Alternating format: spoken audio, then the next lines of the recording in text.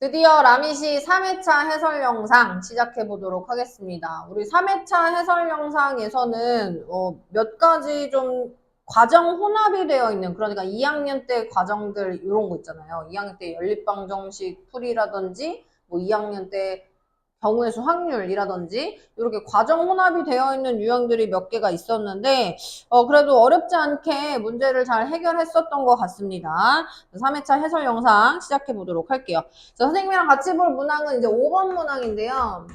5번 문항 한번 보실게요. 자, 2차 방정식이 있습니다. 어떤 2차 방정식? x제곱 플러스 kx 플러스 k 더하기 1은 0이라고 하는 2차 방정식이 있어요. 얘들아, 문제에는 괄호가 안 쳐져 있어. 이렇게 괄호가 안 쳐져 있는데 우리가 문제 읽으면서 k 플러스 1을 상수라고 보고 문제 푸는 거니까 이렇게 체크하는 습관도 들이면 좋을 것 같습니다. 그런데 어떻게 했냐면 이때 x의 개수와 상수항의 위치를 바꿔서 문제를 풀었을 거래요. x의 개수와 상수항의 위치를 바꿔서 문제를 풀었습니다. 그래서 바꿔서 푼 2차 방정식의 형태는 k 플러스 1이라고 하는 상수항의 개수가 되는 것이고 k라고 했던 1차항의 개수가 상수항의 형태로 온 거예요. 그래서 이렇게 2차 방정식을 두고서 풀었더니 근이 2였습니다. 라고 나와요. 그래서 근을 대입하세요 라는 문항이죠. 그죠? 그래서 근이었기 때문에 대입을 하게 된다면 x자리에 2를 집어넣어서 4 더하기 x자리에 2를 집어넣어서 k 플러스 1 더하기 k는 똑같이 등식이 성립한다. 이런 형태가 되겠습니다. 그럼 2K랑 K 만나서 3K 될 거고요. 4랑 2랑 만나서 6이 되는 거니까 우리 K는 마이너스 2라는 것을 알 수 있겠습니다. 그래서 문제 최종적으로 물어본 게 뭐였냐? K의 값을 구해서 처음 2차 방정식을 바르게 풀어주세요. 처음 2차 방정식에 제대로 된 해를 구해주세요. 라는 문항이었어요. 그래서 이제 x제곱 k자리에 2 집어넣고 2 집어넣었더니 이런 모양이 만들어져요. 인수분해 되는 형태 아닙니다. 그죠? 그렇기 때문에 근해 공식 쓸 건데 짝수 공식 쓸 거예요. x는 a분의 마이너스 b 프라임 플러스 마이너스 루트 b 프라임 제곱 마이너스 ac 고로 새로운 오리지널 2차 방정식에 근은 너였다. 이렇게 정리를 할 수 있었습니다. 자, 이번에는 9번 문항을 볼 건데 이 9번 문항이 바로 과정 혼합이에요. 과정 혼합. 2학년 2학기 확률에 대한 파트가 섞여져서 나오는 부분이었는데 문제를 한번 읽어보도록 하겠습니다. 한 개의 주사위를 2번 던질 거예요. 그래서 처음 나온 눈의 수를 A라고 두고 두 번째 나온 눈의 수를 B라고 두겠습니다. 그러니까 주사위를 던졌는데 A는 첫 번째 회차에서 나온 눈의 수, B는 두 번째 회차에서 나온 눈의 수라고 얘기를 할 거다. 요 얘기야. 그럼 A 더하기 B의 값이 근이었으면 좋겠어요. 어떤 2차 방정식의 근이었으면 좋겠냐? x제곱 마이너스 10x 플러스 21은 0이라고 하는 2차 방정식의 근이었으면 좋겠습니다. 요 말입니다. 자, 인수분해가 되는 예쁜 모양이에요. x-3, x-7은 0이라고 하는 식이 만들어지면서 첫 번째 근은 3이라는 것을 알 수가 있습니다. 그러니까 a 더하기 b가 3이었으면 좋겠고 두 번째 근인 a 더하기 b는 7이었으면 좋겠다. 이 말인 거야. 그래서 이 근이 되기 위한 확률이 궁금해요. 라는 문항이었어요. 근데 아무도 질문 안 했고 모두 이 정답을 맞췄어요. 2학년 2학기 교육과정을 제대로 공부를 했나 봐요. 그죠? 그래서 우리 a 더하기 b가 3인 거 두 눈을 더해서 3이 되게 하는 경우의 수부터 1하고 2 2하고 1 이렇게 a 더하기 b가 7이라고 그랬으니까 1하고 6 2하고 5 그죠? 3하고 4 4하고 3 5하고 2 갈 거고 6하고 1까지 이렇게 가면서 내가 원하는 사건의 경우의 수는 몇 가지라는 것을 알 수가 있더라? 8가지라는 것을 알 수가 있더라. 그런데 문제에서는 확률을 물어봤어요. 우리 주사위를 연달아 2번 던졌다고 얘기했으니까 전체 경우의 수는 36가지임을 확인할 수가 있습니다. 맞습니까? 자, 근데 우리 36분의 8이라고 안 줄 거고 약분 가능하기 때문에 9분의 2라고 정리할 수 있어야 된다. 요게 포인트였습니다. 자, 이번에는 바로 11번 문항으로 가볼 건데요. 우리 11번 문항은 선생님이 그림을 좀 그려야 돼. 그림만 좀 한번 그려볼게요. 네, 그림 그렸고요. 어떤 문항인지 한번 볼게요. 다음 그림과 같이 넓이가 330제곱센티미터인 직사각형 모양의 벽에 모양과 크기가 같은 직사각형 모양의 타일 11장을 꼭 맞게 붙였습니다. 그러니까 얘네들이 지금 하나가 다 합동인 도형들인 거예요. 자, 그랬을 때 문제에서 여기 길이가 얼마니? 라고 물어봤어요. AD라고 나와 있지만 그럼 얘들아 우리는 일단 이렇게 생긴 직사각형이 11장 모여 있어요 라고 두고 문제를 푸는 거잖아. 그럼 여기서 포인트는 뭐냐면 긴 변을 x라고 두고 짧은 변을 y로 두는 것이 이 문항의 포인트입니다. 선생님 우리가 미지수 2개 가지고 2차 방정식 안 구했는데요? 그쵸. 그러니까 미지수 2개 가지고 안 구했으니까 하나로 통일을 시킬 거야. x든 y든. 그럼 이걸 어디로 통일을 시키느냐? 자, x는 가장 긴 변으로. 직사각형에서 긴 변을 x로 뒀습니다. 그럼 x가 여기 지금 3x 있는 거 보여요? 그죠? 그럼 3x라고 하는 식이 얘들아 여기 지금 짧은 변이 하나, 둘, 셋, 넷, 5개 있는 게 보여요. 짧은 변이 5y예요. 그러니까 x, y로 두고 문제를 풀지 마시고 y라고 하는 미지수가 5분의 3x라고 두고 난 다음에 미지수를 하나로 두고 방정식 세우면 된다. 이 말인 거예요. 그럼 어떻게 방정식을 세워요? 문제에서 뭘 줬냐면 이 전체 넓이가 요렇게 11장이 꼭 맞게 들어가 있는 요 전체 넓이가 얼마라고 문제에서 던져줬냐면 330제곱센티미터예요 라고 던져줬어요. 그럼 330이라고 하는 넓이를 세우면 게임 끝나는 거야. 자, 어떻게 세우냐? 가로 곱하기 세로로 갈 건데 가로는 아까 얘기했듯이 긴 변이 3개 놓여져 있는 게 가로였어요. 그래서 그것을 3x라고 둘 것이고 우리 세로는 어떻게 두냐? 짧은 변 2개니까 2y 그리고 긴 변 하나였으니까 x 요렇게 세로의 길이를 확인하면 그것이 330이었습니다. 요거식 세우면 되잖아. 그지? 선생님 y 안 준다면서요. 그래서 y자리 여기 집어넣으면 게임 끝나요. 그래서 식 세울게요. 3x 곱하기 y자리에 5분의 3x를 집어넣게 되면 5분의 6x 그리고 더하기 x 그것이 330이었어요. 이렇게 갈 거예요. 조금 더 씩 예쁘게 정리하자고 3x 곱하기 5분의 11x 그리고 그것이 330이었다. 자, 헷갈리니까 이거 괄호 치우고 여기 곱하기로 그냥 정리를 해놓을게. 괄호 치우고 곱하기. 그럼 얘들아 나 지금 얘랑 얘 곱하면 33이거든? 그래서 얘 33으로 양변을 약분해. 그럼 33으로 양변을 약분하면 10이라는 것을 알 수가 있어. 그죠? 그럼 얘 봐봐. x제곱되고 양변에 5 곱해버리면 50 나온다? 그럼 x가 얼마였어? 5루트 2였어. 왜? 마이너스는 왜 안 돼? x는 변의 길이기 때문에. 근데 문제 최종적으로 물어본 게 뭐였지? 여기 길이가 궁금하다 그랬지? 그럼 여기 길이는 3x 아니요. 그죠? 그래서 x자리에 5루트 2를 집어넣습니다. 그래서 15루트 2cm. 요것이 정답이었다. 얘가 11번 문항이었어요. 사실 이 그림 많이 보죠. RPM에도 있고요. 센에도 있어요. 다양한 유형서에 많이 있기 때문에 여러분들이 쉽게 풀이를 할 수 있었을 것이다. 그 얘기입니다. 자, 이제 19번 이어서 가보실게요. 19번은 2차 함수에 대한 문항이었는데 y는 x제곱 플러스 ax 플러스 b라고 하는 2차 함수가 있습니다. 이 2차 함수의 그래프는 x는 마이너스 1이 축이었어요. 여러분 x는 마이너스 1이 축이었고 x축과 만나는 두 점 사이의 거리가 6이었습니다. 그래서 a-b 구해줘 라는 문항이었어. 그러면 얘들아 x는 마이너스 1이 축이라는 것을 이용하는 게 2차 함수 그래프의 특징이야. 축에 대해서 대칭성을 갖고 있다고 그랬잖아. 그럼 우리 이 2차 함수 그래프는 최고차항 계수가 1이었기 때문에 x축을 기준으로 두었을 때 아래로 볼록이라는 것을 유도할 수 있어요. 그리고 더 중요한 것은 무엇이었냐? 축이었습니다. 축의 x는 마이너스 1이었어. 이렇게 우리가 세팅하자고. 마이너스. 좀 손에 삐뚤어져 있지만. 그래서 이 축에 대해서 대칭성을 가질 거예요. x축과 만나는 두 점이요. 근데 x축과 만나는 두 점 사이의 거리가 6이라고 던져준 거 아니야? 얘들아?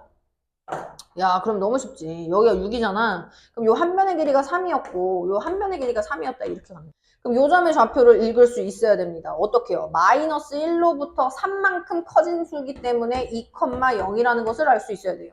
맞죠? 그리고 마이너스 1부터 3만큼 작아지는 값이기 때문에 요 점의 좌표는 마이너스 4,0이라는 것을 알 수 있어야 된다. 요게 포인트가 되겠습니다. 그럼 게임 끝났어요. 어떻게 게임 끝났냐면 y는 x제곱 플러스 ax 플러스 b라고 하는 너는 x 플러스 4와 x 마이너스 2로 인수분해되는 형태구나. 왜? x축과의 교점 좌표가 너라며. 그럼 y에 0 집어넣었을 때 인수분해되는 형태 찾을 수 있는 거잖아. 그지? 그래서 이 친구는 x제곱 플러스 2x 마이너스 8이라는 것을 알 수가 있습니다. 자, 그럼 이제 다 됐어요. A가 얼마 나오냐면 2 나올 거고 B가 얼마 나오냐면 마이너스 8 나왔어요. 문제 최종적으로 물어본 것은 A 빼기 B의 값이었다? 이것도 애들 6이라고 쓴 애들 되게 많아. 그거 아니지. A가 2였고 B에다가 마이너스 8 넣는 것이기 때문에 10이라고 마무리할 수 있어야 돼요. 그래서 정답은 10이었습니다. 그래서 19번은 그래프로 해석하는 것 플러스 마지막 최종적으로 물어본 게 A-B라는 거, 그지? 그거에 대해서 좀 실수를 하지 않는 것이 제일 중요했던 유형이었다. 자, 이제 넘어가서 칠판 한번 지웠다가 서술형 한번 싹 진행해 보도록 하겠습니다. 보시죠. 21번입니다. 자, 그럼 2차 방정식이 있는데요. 3x 제곱 마이너스 7x 플러스 3은 0이라고 하는 2차 방정식이 있는데 이때 한 근이 알파라고 주어졌어요. 다음 물음에 답하고 그 과정을 서술하시오 라고 얘기합니다. 첫 번째는 알파 더하기 알파분의 1의 값이 궁금해. 요런 얘기고 두 번째는 알파 제곱 더하기 알파 제곱분의 1의 값이 궁금해 라는 얘기입니다. 자, 제일 먼저 해야 되는 짓은 뭘까 얘들아? 제일 먼저 해야 되는 짓은 알파를 집어넣어야죠. 알파가 근이라고 얘기했기 때문에. 알파가 근이라고 얘기했기 때문에 알파를 대입합시다. 그럼 3알파 제곱 마이너스 7알파 플러스 3은 0이라는 식이 만들어질 거예요. 자, 그럼 그 다음으로 해야 되는 것은 뭐냐면 내가 우리 아이들한테 모양을 맞추는 게 수학에서 제일 중요하다. 이렇게 얘기를 하거든요. 나는 알파라고 하는 모양은 여기 어딘가에서 활용할 수 있겠지만 알파분의 1이라고 하는 모양은 좀 고민을 해봐야 돼. 그럼 알파분의 1이라는 모양을 찾기 위해서 뭐하냐? 요 방정식의 양변을 알파로 나눌 거예요. 선생님 알파가 0이면 어떡해요? 어차피 알파 0 아니야. 근이라고 얘기했잖아. 0 집어넣으면 등식 성립 안 해서 알파는 절대로 0이 될 수 없어요. 자, 그래서 알파로 나누게 되면 3알파 마이너스 7 플러스 알파분의 3은 0이라고 하는 식이 만들어져요. 점점 내가 구하고자 하는 식의 형태가 나온다는 거죠. 그래서 3알파 더하기 알파분의 3은 7이 된다? 그럼 나는 이 관계식에서 1번 문항을 찾아가야 돼. 알파 더하기 알파분의 1. 그럼 뭘 해줘야 될까? 이렇게 나오는 관계식을 양변에 3을 나눠주면 된다는 거죠. 그죠? 양변에 3을 나눠주게 되면 알파 더하기 알파분의 1은 3분의 7이라는 것을 확인할 수 있게 됩니다. 선생님 3 왜 나눠요? 3 나눠야 1 되고 3 나눠야 1 되니까. 그리고 등식이었기 때문에 너한테도 3 나눠줘야 된다. 이렇게 가는 거예요. 자, 그럼 두 번째는 곱셈 공식 변형이잖아. 2학년, 3학년 내내 했던 거고. 그럼 너는 내가 1번에서 너의 제곱의 값을 알 수 있기 때문에 마이너스 2만 쓰게 되면 알파 제곱 더하기 알파 제곱분의 1이 된다라는 거 유도할 수 있겠죠. 그죠? 그래서 알파 더하기 알파분의 1은 3분의 7이었어요. 3분의 7의 제곱 빼기 2만 계산하면 게임 끝나요. 그래서 9분의 77에 49, 9분의 18이 되면서 9분의 31이 정답이다. 이렇게 가겠습니다. 따라서 9분의 31이었어요. 이렇게 마무리하겠습니다. 자, 22번은 생략합니다. 왜? 중근을 갖도록 하는 상수? 우리 2차 방정식이 중근 가지려면 뭘 떠올리면 된다? 판별식이 0이다라는 거 가지고 문제 풉니다. 맞습니까? 그래서 22번 생략할 거예요. 여러분 23번도 2회차에서 했던 내용이랑 똑같아요. 함수값 대입하는 거. 우리 fx, y는 fx라고 하는 부분에 대해서 이것이 바로 x를 넣었을 때의 함수값이다. x가 그 값이었을 때 함수값이다. 요거에 대해서 다른 문장이라고 해석하지 않았으면 좋겠어. 그러니까 여기 x가 2면 2를 넣었을 때 함수값. 여기 x가 4면 4를 넣었을 때 함수값. 이렇게 해석을 하고서 문제를 풀면 되는 거였습니다. 22번과 23번은 사실 모두 맞추라고 낸 문제예요. 요거는 선생님 설명 따로 안 합니다. 그러면 24번 가보실게요. 24번. 서술형이야 얘들아. 두 이차 함수가 있어요. 첫 번째 이차 함수는 y는 3x제곱 마이너스 6x 플러스 12라고 하는 것이었고, 두 번째 2차 함수는 y는 마이너스 2분의 1 x제곱 마이너스 ax 플러스 b였습니다. 이렇게 생긴 2차 함수 두 가지 종류가 있었는데 문제에서 뭐라고 얘기했냐면 두 2차 함수에 꼭지점이 같아요. 꼭지점이 같대. 그럼 나는 꼭지점을 구해야지. 근데 뭘로 구하냐면 첫 번째 식으로 꼭지점을 구해야 돼. 두 번째 식은 a랑 b라고 하는 또 다른 미지수가 들어있기 때문에 꼭지점을 구할 수가 없습니다. 그쵸? 그래서 나는 y는 이제 서술형이 어떻게 풀이? 요거를 이제 표준형으로 바꾸는 과정을 보여주면 돼요. 1회차, 2회차 때 다 얘기했어요. 두 개의 항만 가지고 완전 제곱식을 만드는 거야. 그럼 얘 반띵의 제곱이니까 플러스 1인데 나는 플러스 3을 추가한 형태이기 때문에 마이너스 3 써주시고 원래 들어있던 플러스 12는 뒤에다 똑같이 붙여주는 거예요. 그래서 나는 y는 3에 x-1제곱 플러스 9라고 하는 식이 만들어지면서 그때 꼭지점의 좌표가 1,9라는 것을 알 수가 있습니다. 그럼 얘들아, 여기서 구한 꼭지점의 좌표 1,9가 누구의 꼭지점 좌표랑 똑같아? 너의 꼭지점 좌표랑 똑같다라고 두고 문제 푸는 거야. 그럼 이제 어떻게 진행을 하느냐? y는 마이너스 2분의 1 x제곱 마이너스 ax 플러스 b라고 하는 2차 함수 너는요. 마이너스 2분의 1에 x-1제곱 플러스 9로 정리가 된다. 요 한 문장이 들어가 있으면 만점짜리 답안지가 되는 거예요. 됐습니까? 그럼 나는 이제 얘를 뭐 하면 돼요? 전개하면 되죠. x제곱 마이너스 2x 플러스 1 더하기 9 이렇게요. 분배합시다. 마이너스 2분의 1 x제곱 플러스 x 마이너스 2분의 1 플러스 9였는데 얘 2분의 18 그러니까 2분의 17로 마무리 정리하자. 그럼 A 나오잖아요. 얘랑 얘랑 같은 거니까요. A는 마이너스 1이라는 걸 확인할 수 있습니다. B는 뭐 나오냐면요. B는 2분의 17이라는 것을 확인할 수 있는데 문제 최종적으로 물어본 게 A랑 B를 더해줘. 그러면 2분의 15라는 것을 알 수 있다. 요렇게 마무리. 너무 쉬워. 그러니까 꼭지점을 구하기 위해서는 얘들아 표준형으로 바꾼다라는 거. 고등학교 올라가서도 계속 나와. 우리 함수의 구조가 기본형 공부하고 평행이동해서 표준형 공부하고 표준형 전개 혹은 정리해서 일반형으로 공부를 하잖아요. 이 표준형이 매우 중요해요. 매우.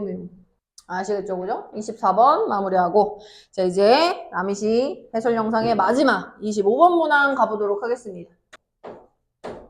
문제 좀 천천히 읽어보죠. 2차 함수 y는 마이너스 2x제곱 마이너스 12x 마이너스 7이라고 하는 2차 함수였어요.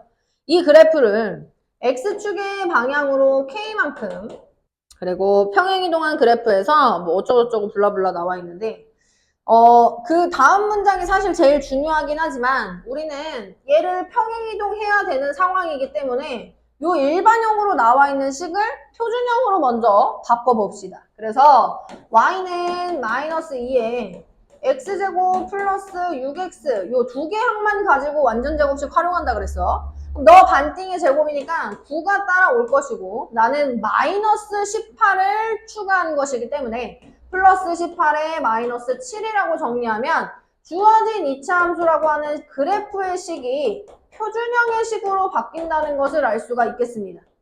요거 이해됐습니까? 이 친구를 얘들아 x축의 방향으로 k만큼 평행이동할 거야. 그럼 평행이동하는 식을 여기다가 써볼 건데 마이너스 2에 x 플러스 3에다가 제곱 똑같이 쓰고 11이라고 정리할 거예요. 뒤에 누가 붙어요? x축의 방향으로 k만큼 이렇게 둔다고. 이게 중요한 거야, 이게. 그럼 이렇게 뒀어. 이제 제일 중요한 다음 문장을 가볼 거야. 그랬더니 x의 값이 증가하면 어떻게 얘기해요? 이거 너무 중요해. 봐봐. x가 2보다 작을 때 x가 증가하면